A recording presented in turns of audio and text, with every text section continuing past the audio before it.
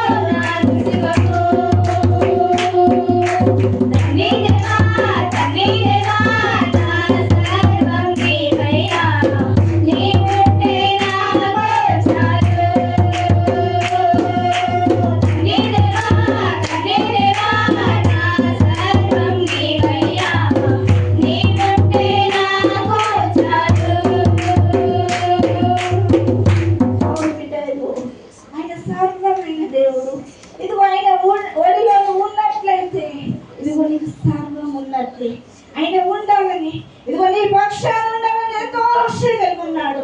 ఇదిగో నా యొద్దకు రమ్ము అని రెండు చేతులు చాపి పిలుస్తున్న దేవాది దేవుడు. ఇదిగో కావాలని ఆశ కలిగి ఉన్నావా? ఆశ కలిగి ఉన్నట్లయితే ప్రభు సహాయం చేయి. ఇదిగో నన్ను దర్శించుకుని అడుగుదాం. ఇదిగో నాకు సహాయం చేయమని అడుగుదాం. ప్రభు ఇదిగో నా యొద్దకు రమ్మని పిలుద్దాం. స్తోత్రం. హల్లెలూయా. రెండు చేతులు. ఎవరు మౌనంగా ఉండకూడదు. దయచేసి ఎవరు మౌనంగా ఉండకూడదు. ప్రభు నిన్ను పిలిస్తేనే, ఇదిగో నువ్వు ప్రభుని పిలిస్తేనే ప్రభు నీ యొద్దకు వస్తాడు. ఇదిగో నువ్వు పిలవకపోతే ఇదిగో ప్రభు రాలేకపోతాడు. ఇదిగో నువ్వు మనస్సు పూర్తిగా ప్రభు ఇదిగో నా యొద్దకు రావా, యేసయ్యా నాకు సహాయం చేయవా, నన్ను దర్శించవా, నీ దయగల హస్తం చాపవా, ఇదిగో నన్ను ఒక్కసారి ముట్టవా యేసయ్యా అడుగుదాం. దయచేసి మనస్సు పూర్తిగా దేవానికి వందనాలు, వందనాలు. గొప్ప దేవానికి స్తోత్రం, స్తోత్రం తండ్రి. నిజమైన దేవుడు, సహాయుడు, సర్వశక్తిమంతుడు దేవా.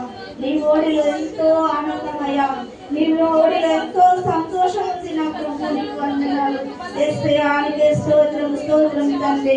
ప్రతి ఒక్క బిడ్డను దర్శించండి అయ్యా, సహాయం చేయండి. నీ దయగల హస్తం చాపమని అడుగుచున్నాం దేవానికి వందనాలు. దేవానికి స్తోత్రం, స్తోత్రం తండ్రి. ఇంతవరకు మా మధ్యలో ఉన్నందుకు వందనాలు, స్తోత్రం తండ్రి. పాటల ద్వారా మీరు మహిమ పొందినందుకు వందనాలు, స్తోత్రం అయ్యా. ఆరాధనలో ప్రభు మా మధ్యలోకి వచ్చినందుకు వందనాలు, కృతజ్ఞత స్తోత్రాలు చెల్లించుకుంటూ ఈ కొద్ది స్తుతి ఆరాధన పాసనికి సమర్పిస్తూ యేసు నామములో ప్రార్థించడం వేడుకున్నాం తండ్రి. ఆమేన్. హల్లెలూయా. మంచి కూర్చుందాం.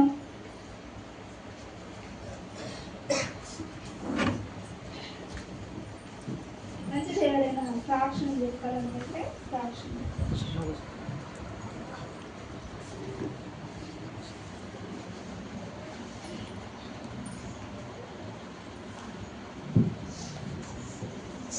అందరికీ వందనాలు. మొన్నటి వారంలో తీసుకొచ్చినాము.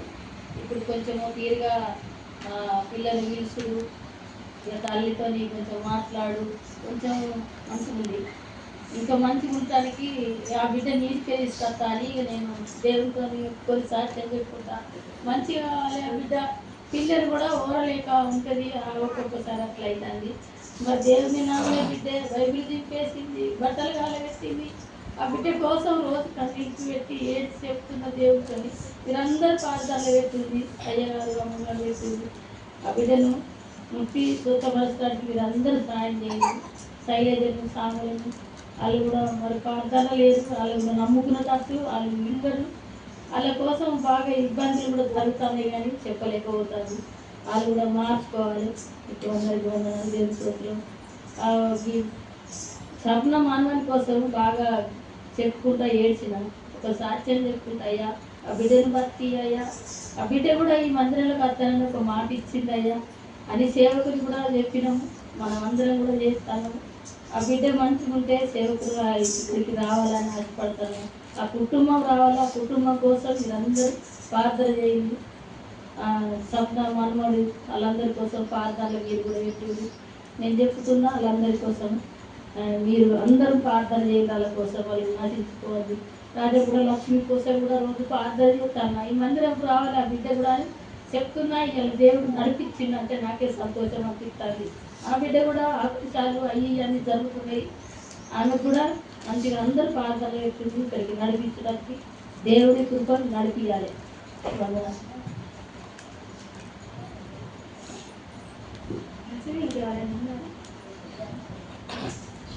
సాక్ష్యం చెప్పడానికి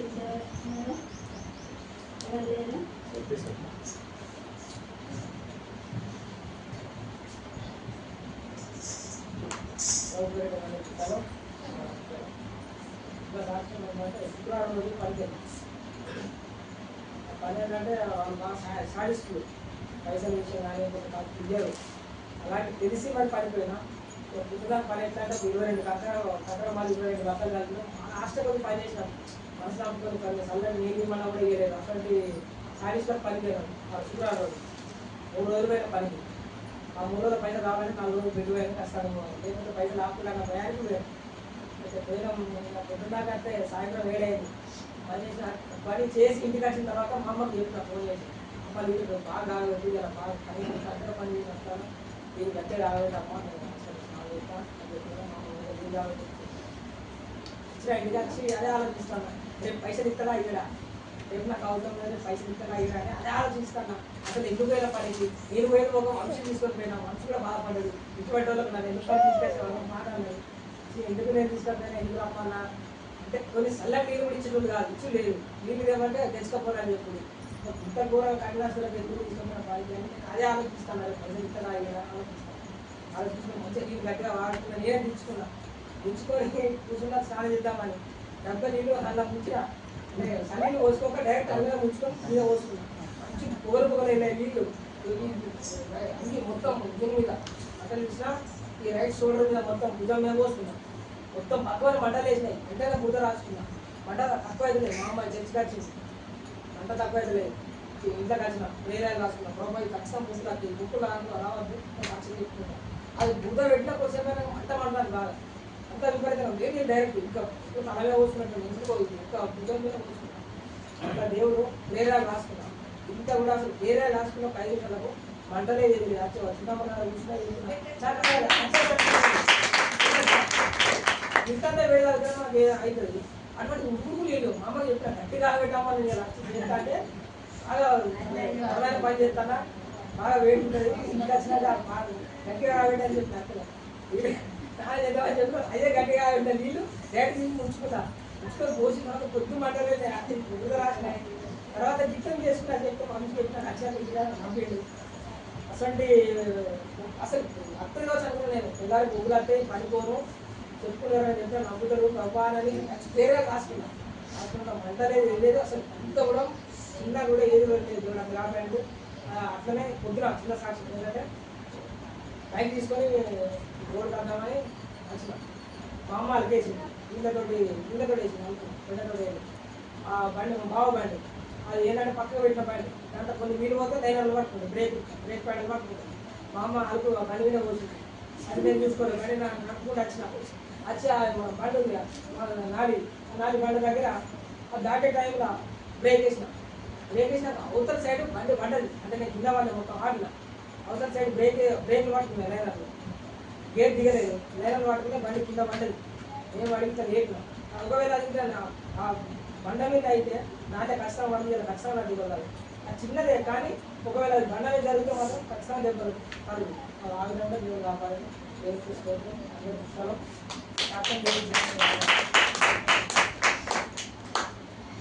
దేవుని స్తోత్రం దేవుడి నామానికి మహిమ వచ్చిందాక దేవుని కృప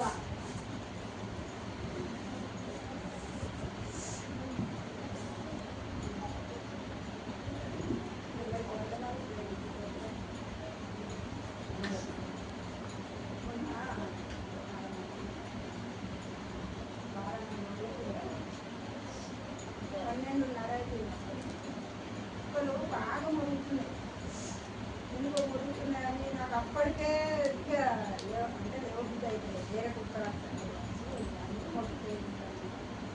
అప్పటికి బాగాసేపు అయి నేను ఇంటున్నా కానీ నాకు లేవస్తలేదు లేబుద్ధి అవుతుంది ఎందుకు అదే మళ్ళీ ఈ బట్టలకి తెలుస్తుంది ఎంతగానో మురుగుతుంది మా ఇక్కడ అది కలుపు తీసి ఫస్ట్ బట్టకి దానికోసం అయితే ఉంటుంది అవన్నీ చూసి ఇక నడి రోడ్డు మీద ఇప్పుడు మాకు దర్వాజకి ఎదురుగా వేరే ఫిల్టర్ ఒకటి మాకు దర్వాజకి ఎదురుగా దాని ఇవ్వడి పాము అవతల సైడ్ నుంచి ఇక్కడికి రోడ్డు ఇట్లా ఆడతాను అవి వండుతాను అవి ఇట్లా ఆడటానికి అన్ని ఎదురు అనిపిస్తాయి ఆ పాము ఎంత ఉంది మాకు ఇంత ఉంటుంది ఇట్లా 15 లేచి 5 మందికి ఇట్లా అంటాను అది పాములు రోడ్డు మీద పాములు ఇట్లా తింటే మొక్కం మాకు అది ఒకవేళ కుక్క ఇట్లా దాన్ని పోకపోతే ఇంట్లో కూడా తెచ్చుకోవాలి అని ఇక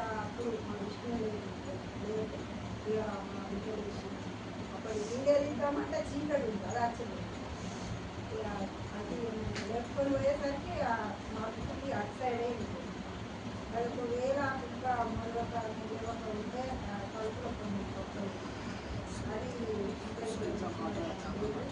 దాని నుంచి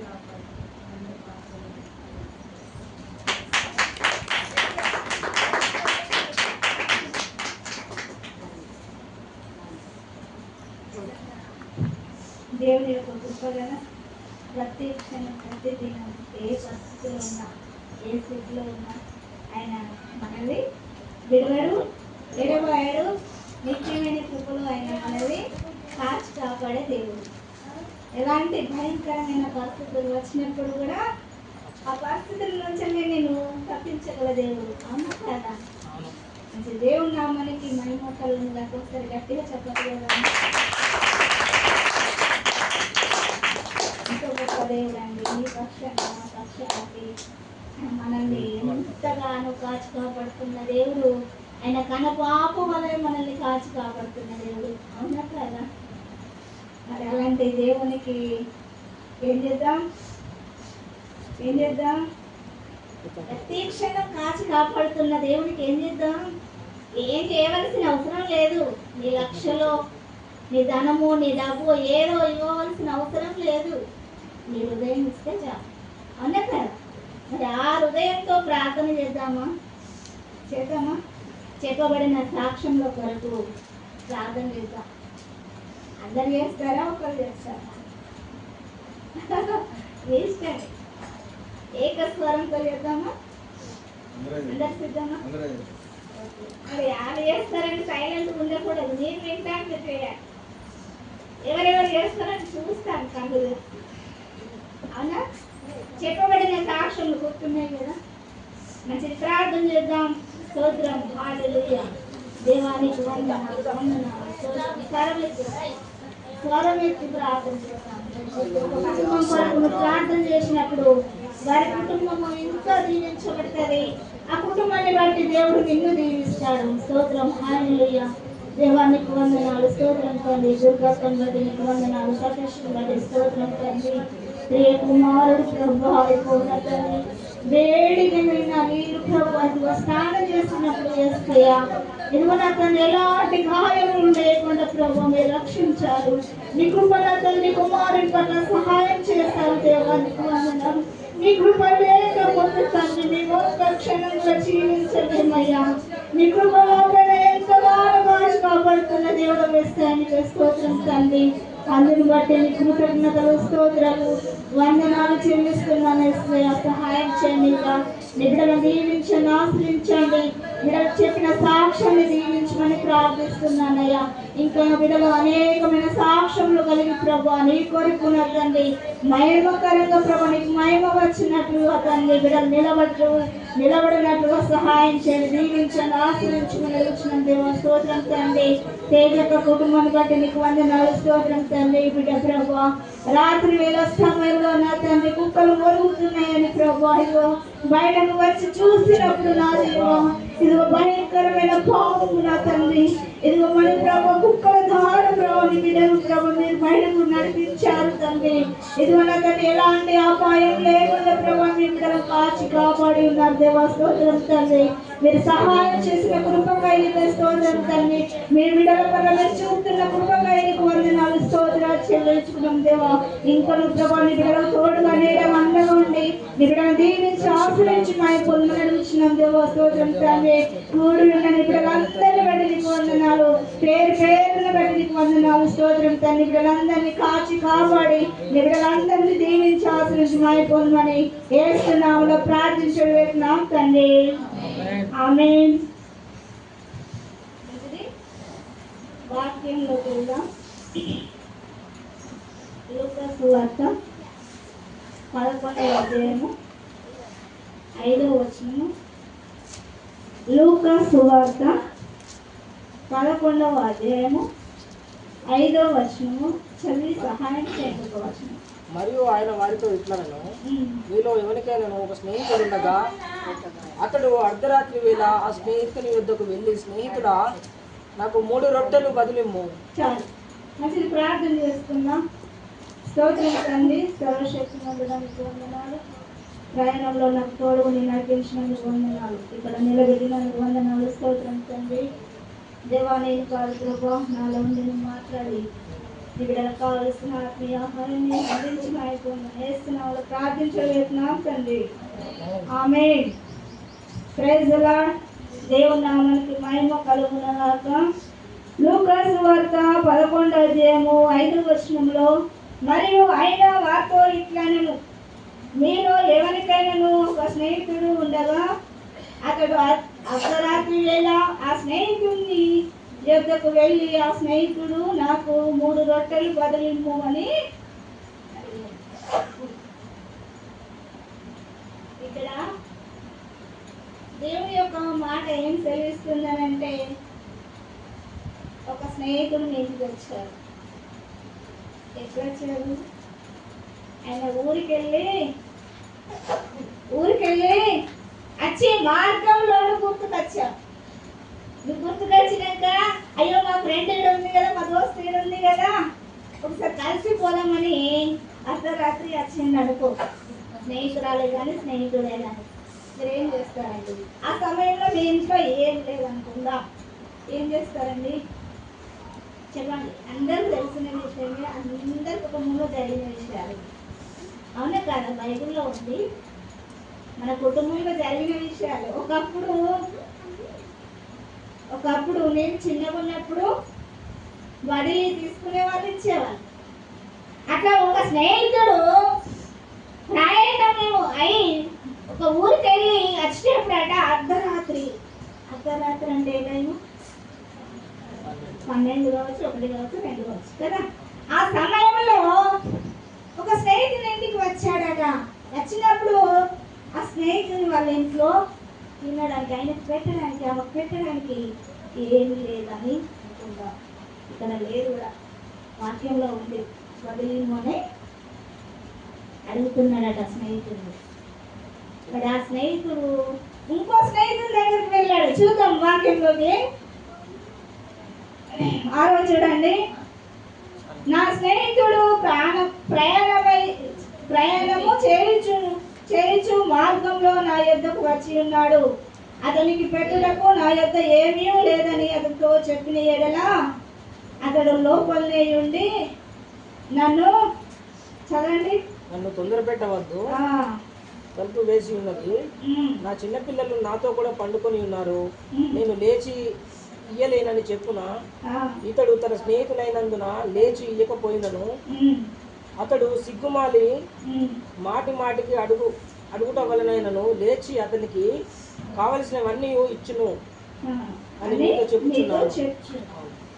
చూడండి, ఇక్కడ మన స్నేహితుడు, మన ప్రాణ స్నేహితుడు వచ్చి ఉన్నాడని మన దగ్గర ఏం లేని సమయంలో మన పక్కింటికో మన పొరి ఇంటికో వెళ్ళి, అమ్మ వెళ్ళినో మా ప్రాణ స్నేహితుడు వచ్చాడు, మా ఫ్రెండ్ ఈ రోజు రాత్రి వచ్చాడు, పెట్టడానికి ఏం లేదు, ఇప్పుడు అంటదామన్నా సమయం ఎక్కువ అయిపోయింది, మీ దగ్గర ఏమన్నా ఉంటే కొంచెం ఇవ్వండి అని ఆ స్నేహితుడు ఇంకో స్నేహితుడి దగ్గర అడుగుతున్నాడట.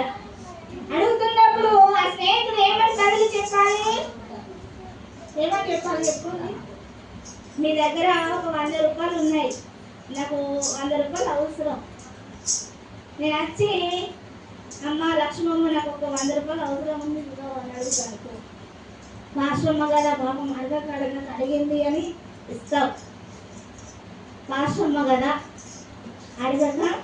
అడిగింది అని ఇస్తావు. అదే వేరే వాళ్ళు వచ్చి ముక్కు ముఖం తెలియని వాళ్ళు వచ్చినప్పుడు ఇస్తామా?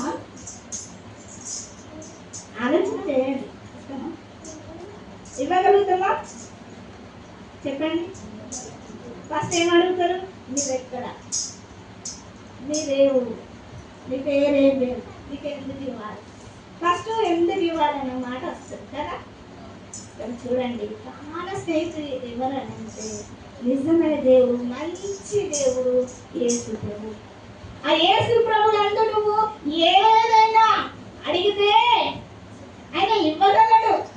అడుగుడు మీకు ఇవ్వడునని వాక్యం సెలవిస్తుంది. మరి నువ్వు ఏ విషయంలో ప్రభు సన్నిధిలో అడుగుతున్నావు? ప్రభుని అడుగుతున్నావా? ఏ విషయం ఎందుకు ప్రభుని అడుగుతున్నావు? ధనం ఇవ్వమనా, డబ్బులు ఇవ్వమనా, ఏం దేని గురించి ప్రభుని అడుగుతున్నావు? ప్రార్థన శక్తి లేకపోతే ప్రార్థన శక్తి కావాలని అడగాలి. ఆత్మీయ జీవితం మనలో లేకపోతే ప్రభువా నాకు ఆత్మీయ జీవితం కావాలని అడగాలి. అవునా కదా? ఇతరులకు సహాయం చేసే మనసులో కావాలని అడగాలి. లే అలా కాదు, ప్రభు నాకు 5 కోట్ల డబ్బు ఇవ్వు, పెద్ద పెద్ద బంగ్లాలు ఇవ్వు. చాలా మంది అలా అడిగే వాళ్ళే ఉంటారు. అవునా కదా? ఇతరులకు కారు ఉంది అనుకో, ప్రభు వాళ్ళ కారు ఉంది, నాకు కారు లేదు. నీ హృదయం ఎలా ఉంది? ప్రభుకు అంటుకట్టబడి ఉందా? నువ్వు అడిగేది ఎలా ఉంది? ప్రభు ఏదైనా సహాయం చేయగలడు, చేయడానికి కాదు, ఏదైనా సహాయం నీకు చేయగలడు. కానీ నువ్వు ఏది అడుగుతున్నావు ప్రభు సన్నిధిలో? ఇక్కడ ఒక స్నేహితుడు వచ్చి ఉన్నాడు అర్ధరాత్రి వేళ. ఆయనకు పెట్టడానికి ఏమీ లేదు. ఒక స్నేహితుడి దగ్గరికి పోయి, అయ్యా నాకు ఒక 3 రొట్టెలు వదిలి ఇవ్వమని బ్రతిమాలుతున్నాడు. ఆయన మరి నేను తలుపులు వేసుకొని ఉన్నాను, నా యొక్క చిన్న పిల్లలు పండుకొని ఉన్నారని మాట బదిలిస్తే ఏమనుకుంటాడు స్నేహితుడు? మాట మాటికి అడిగితే కొందరు అంటారు, సిగ్గుమాలిన వారు అడుగుతారు.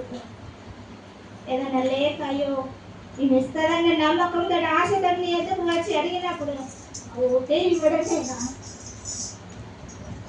ఇవ్వడమేనా అని అనుకుంటాం. మరి అది ఆత్మీయ జీవితమేనా? క్రీస్తు బిడ్డమేనా? వాళ్ళు ఎలాంటి పరిస్థితిలో ఉన్నారు, వాళ్ళకి ఇవ్వాలా లేదా అని ఆలోచన చేసి ఇవ్వు, సహాయం చేయు. ఇక్కడ చూడండి, వాక్యంలోకి వెళ్దాం.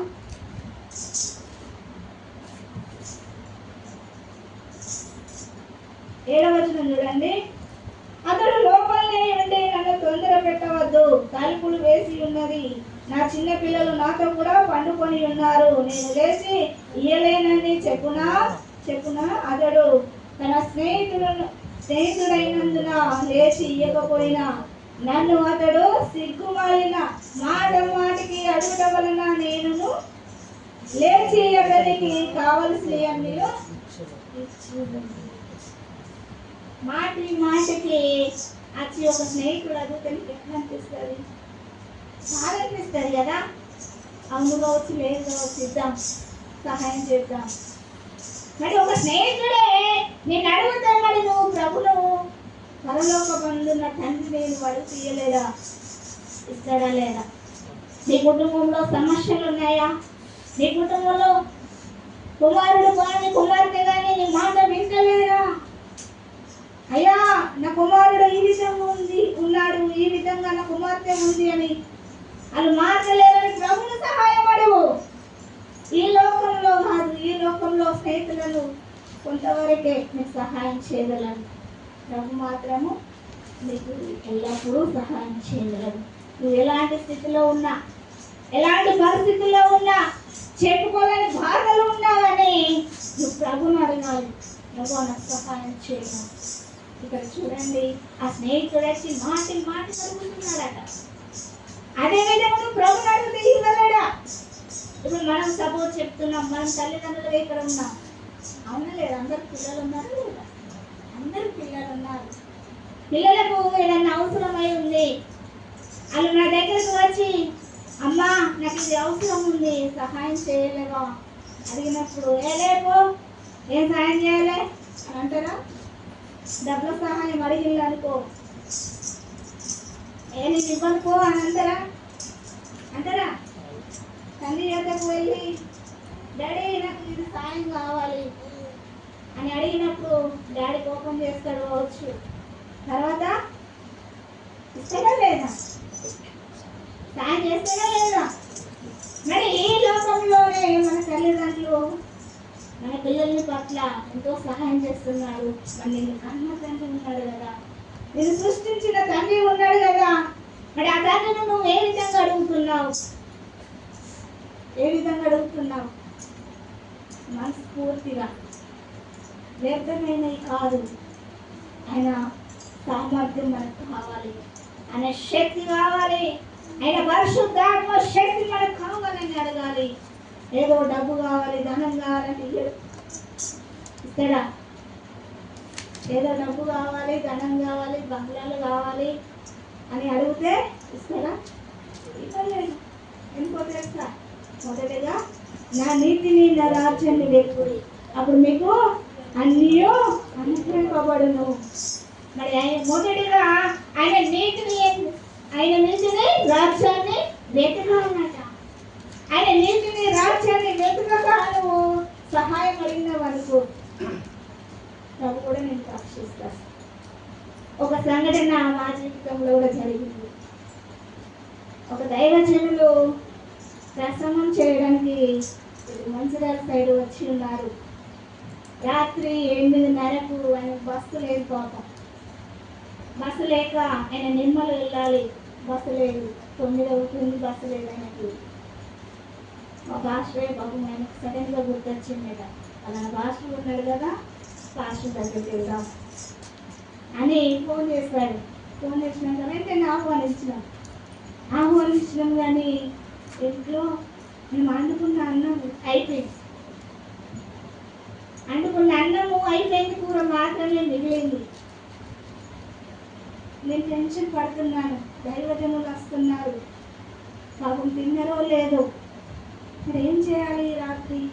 అప్పటికి ఎక్కువ టైం ఏమైతే లేదు, కానీ ఎవరికి దగ్గర పోలేని పరిస్థితి. మా పాస్టర్ని అడుగుతున్నాను, పాస్టయ్య ఆ పాస్టయ్య దొడ్డు ఇక్కడ ఎక్కువ సన్న బియ్యం లేవండి, దొడ్డు బియ్యం మాత్రమే ఉన్నాయి. అడుగుతున్నాను నేను పాస్టయ్య ఆ పాస్టయ్య దొడ్డు బియ్యం తింటారా? అదేందమ్మా అలా అడుగుతున్నావు? పాస్టర్ వాళ్ళు సన్న బియ్యం తిన్నా దొడ్డు బియ్యము కొంచెమన్నా తినగలుగుతారు, ఉన్నది అండి పెట్టు, ఎందుకు టెన్షన్ పడుతున్నామని పాస్టర్ నాకు ఒక ధైర్యం ఇచ్చారు. ధైర్యం ఇచ్చినాక వెంటనే బియ్యం కడిగేసినట్టు చేసిన. మా భాష మాట్లాడే లోపు అన్నం అయిపోయింది. ఆ బియ్యం కూడా దొడ్డు బియ్యం కూడా ఎక్కువ లేకుండా అండి ఉండే అన్నీ పెట్టేసిన వేడి పెట్టేసే వరకు ఆ భాష అన్నం కూడా పూర్తిగా పెట్టలేదని బాధపడ్డాను. కానీ ఆ భాష ఉన్నది తిని ఏమన్నాడో తెలుసా, సిస్టర్ వంట మా అమ్మని గుర్తు చేసింది. ఈ అక్క వంట మా అమ్మని గుర్తు చేసింది, మా అమ్మ ఇలాగే చేసేది వంట. నా ఇంట్లో పరిస్థితి ప్రభుకు తెలుసు, నేను ఉన్నది మాత్రమే పెట్టాను. అది అమ్మ అంతకంటే ఎక్కువ రుచిగా చేస్తుంటే కావచ్చు, కానీ ఎంత ప్రేమ కొద్ది ఆ మాట అనే వరకు నాలో బాధ అంతా ఒక్క మాటలో పట్టువేశాను. ప్రభు నిజంగా చాలా సంతోషపడ్డాను. ప్రభు ఉన్న దాంట్లో పెట్టడం ఎంతో సంతోషం, ఉన్న దాంట్లో నమ్మకం ఉంటే ఎంతో సంతోషం కదా. అదేవిధంగా మీరు కూడా కన్న తండ్రి ఉన్న ప్రభును నువ్వు అడుగు చూడుము, పదే ప్రభు సన్నిధిలో మోకరించి అడుగు చూడుము. నీకు ప్రభు సహాయం చేస్తారా లేదో చూడండి. మనం అడగలేము కొన్నిసార్లు. సమస్య వచ్చినప్పుడే, అనారోగ్యం వచ్చినప్పుడే అయ్యా నాకు సహాయం చేయి, ప్రభు నాకు సహాయం చేయండి, అప్పటికప్పుడే ఎంత సైలెంట్ ఉంటాం. అవునా కదా? అవునా కదా? అది కాదండి ఆత్మీయ జీవితం.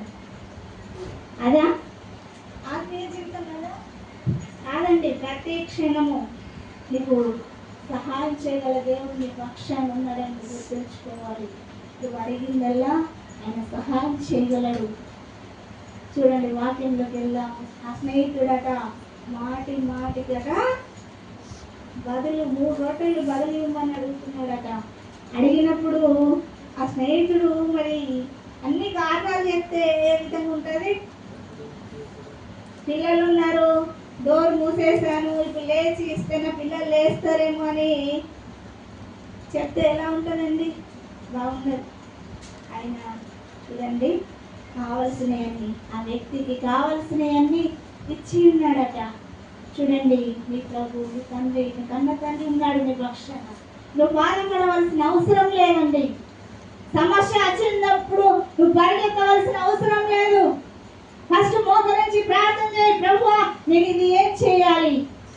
ఒక పని చేస్తున్నావా, ఆ పని విషయంలో నీకు ఏం తోయకపోతే ప్రభు సహాయం నువ్వు కోరు, ప్రభు సహాయం చేయగలడు. నీకు ఏదన్నా నా ప్రయాణం వెళ్ళాలా, ప్రభువా ఈ సమయానికి నాకు ఇది సిద్ధపరచు అక్కడ వాహనం అని అడుగును. అడిగినప్పుడు సహాయం చేయలేడా? ఇంట్లో కుమారునికి పెళ్లి అవుతలేదు, పెళ్లి కావాలి, మరి ఎవరు సహాయం చేస్తారు? చుట్టాల ఏదో అమ్మాయిని పెడతారు. నీకు కావాల్సినవి అన్ని ఎవరు ఇస్తారు? నువ్వే తెచ్చుకోవాలి కదా. నువ్వు తెచ్చుకోవాలంటే దానికి కావాల్సినవి అవసరతలు కూడా ఉంటాయి కదా. అవసరతలు తీర్చబడాలంటే మరి ఎవరిని అడగాలి? ప్రభుని అడగాలి కదా. ప్రభుని అడుగుతావా లేదా? ప్రభు నాకు సహాయం చేయి. కుటుంబంలో ఎవరన్నా రావడానికి బానిసగా ఉందా? ప్రభు మార్చు, సహాయం చేయని కుటుంబ పరిస్థితులు ఇలా ఉన్నాయ్యా, మార్చు, నువ్వు సహాయం చేయగల దేవుడు అని అడగాలి. అడిగినప్పుడు ఆయన సహాయం చేయగలడు. చూడండి, వాక్యంలోకి వెళ్దాం.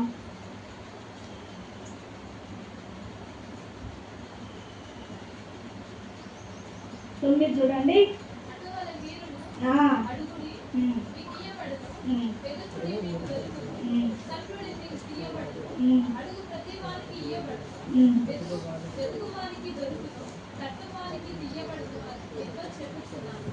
చూడండి, ఇక్కడ నేను చెప్పి ఉన్నాను, ఇవాళ అడుగుడు తీయబడిందని. ఇక్కడ దేవుని వాక్యం సెలవిస్తుంది. ఏ సమస్యల్లో నీవు ఉన్నా, అనారోగ్యంతో నువ్వు బాధపడ్డా భయపడకు. ప్రభు నీ తోడు ఉంటాడు, నిన్ను విడవాడు, విడబాయడు, నీ పక్షాన ఉంటాడు. నువ్వు అడుగు, నువ్వు నాకు సహాయం చేయము. ఇక్కడ దేవుని యొక్క వాక్యం ఏమి సెలవిస్తుందంటే, అడుగుడి మీకు ఇయ్యబడును, తట్టుడే తీయబడును, వెతుకుడి మీకు దొరుకును. ప్రభు ఒక వాక్యం సెలవిస్తుందండి. మనం అడగలేని పరిస్థితులు ఉంటాము. కాకపోతే వాళ్ళ దగ్గర పోయి పరిస్థితులు చెప్పుకుంటాం, కానీ ప్రభుకు చెప్పుకోలేము. చెప్పుకుంటామా? నీ దేవుడు, నీ తండ్రి నీ పక్షాన ఉన్నాడని నీకు గుర్తొస్తుందా? రాలేదు. ఆ సమస్యలు ఉన్నప్పుడు నువ్వేం చేస్తావంటే, పక్కపంట వాళ్ళ దగ్గర పోయి నాకు ఈ సమస్య ఉంది, ఇలా చేస్తే ఈ సమస్య లేదు కదా అని నువ్వు అడుగుతావు తప్ప. కానీ నువ్వు ఈ సమస్య నాకు ఉందయ్యా, ఈ సమస్య నుంచి బయటకు ఎలా రావాలి? నువ్వు తప్ప నాకు సహాయం చేసేవారు ఎవరు లేదని నువ్వు ప్రభుని అడగాలి. అప్పుడు నీకు సహాయము దొరుకుతుంది. లేక నువ్వు ప్రభుని అడగలేక, దేవుణ్ణి అడగలేక, నీ పక్క పొంటలతోటో, ఇంకో వాళ్ళతోటో, నీ స్నేహితులతోటో పంచుకున్నావనుకో, అప్పటి వాళ్ళు ఏం చేస్తారండి? ఏదో మేలు చేసినట్టు, ఏదో సహాయం చేసినట్టు, నిన్న ఏదో పైకి లేవనెత్తినట్టుగా చేస్తారు. అవును కదా? చేసి ఏం చేస్తారండి?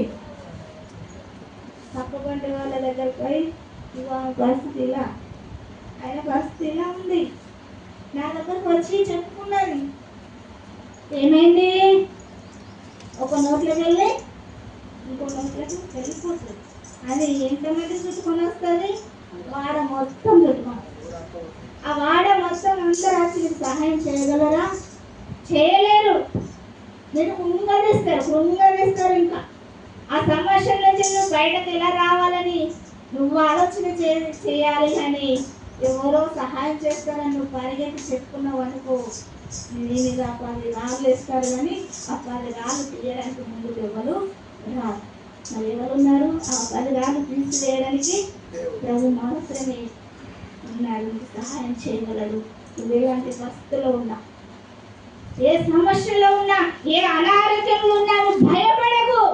ప్రభు నీకు తోడై ఉంటాడు, నీకు సహాయం చేయగల దేవుడైన ఆయన సర్వశక్తిమంతుడు, సర్వాధికారి, ఆయన సర్వం సృష్టించిన దేవుడు. అవునా కాదా? సర్వం సృష్టించినాకనే నేను సృష్టించాడు. అవునా కదా? ఎవరు మెడలో వస్తున్నారు కానీ నోటున్నాడు అక్కర్లేదు.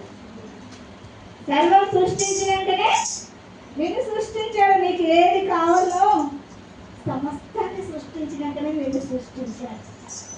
మరి ఆయన ఇవ్వలేడా? నువ్వు అడిగితే ఇవ్వలేడా? ఇప్పుడు మన పిల్లలకు మనం ఇస్తున్నాం, మనం ఇస్తున్నాం కదా. మనల్ని ఆయన రూపంలో, ఆయన స్వరూపంలో, ఆయన అరచేతిలో చెప్పుకున్న దేవుడు మన కన్న తండ్రి ఉన్నాడు. సహాయం చేయలేదా? చేస్తాడా లేదా?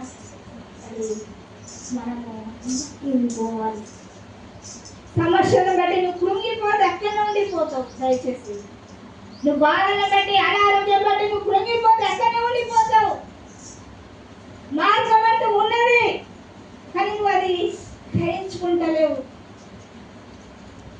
ఆ మార్గం నుంచి నిన్ను బయటకు నడిపించే దేవుడు ఉన్నాడు. సమస్య నుంచి నిన్ను విడిపించగల దేవుడు ఉన్నాడు. ఎలాంటి భయంకరమైన అనారోగ్యం నీకు ఉన్నప్పటికీ కూడా అనారోగ్యం నుంచి దేవుడు నీకు విడిపించగలడు. మంచి ఆయువు ఆరోగ్యం ఇవ్వగలడు. అలాంటి సర్వశక్తి మందుడు నీ పక్షాన ఉన్నాడండి. అయ్యో దేవుడు లేడేమో నా పక్షాన, దేవుడు నాకు సహాయం చేయలేడేమో అని నువ్వు అనుకుంటే అది నీ పొరపాటు. అవునా కదా? నీ పొరపాటే.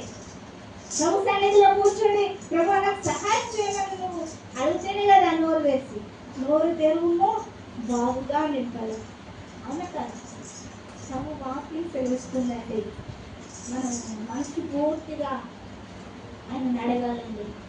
మన కన్న తండ్రిని ఎలా అడుగుతామో, మన తల్లిని ఏ విధంగా అడుగుతామో ఆ విధంగా మనము ఆయన అడిగినప్పుడు మనకు సహాయము తప్పకుండా చేయగలడు. ఆయన ఒక మంచి స్నేహితుడై ఉన్నాడు. ఆయన ఒక నిజమైన స్నేహితుడై ఉన్నాడు. నీ పక్షాన నా పక్షాన మంచి స్నేహితుడు సహాయం చేస్తాడా లేదా చూస్తూ ఆయనకు ఏమైనా పర్వాలేదు నాకెందుకు అంటాడా? నిజమైన స్నేహితుడు ఎవరు? యేసు ప్రభు ఒకడే. మంచి స్నేహితుడు ఎవరు? యేసు ప్రభు ఒకడే. ఆయన నీ పక్షాన సహాయం చేయగలడు. ఆ సహాయం చేయగల దేవుణ్ణి అడుగుదామా? మరి ప్రార్థన చేద్దామా? మంచి ప్రార్థన చేద్దాం. మీ వాక్యం దేవుడు దీవించును గాక.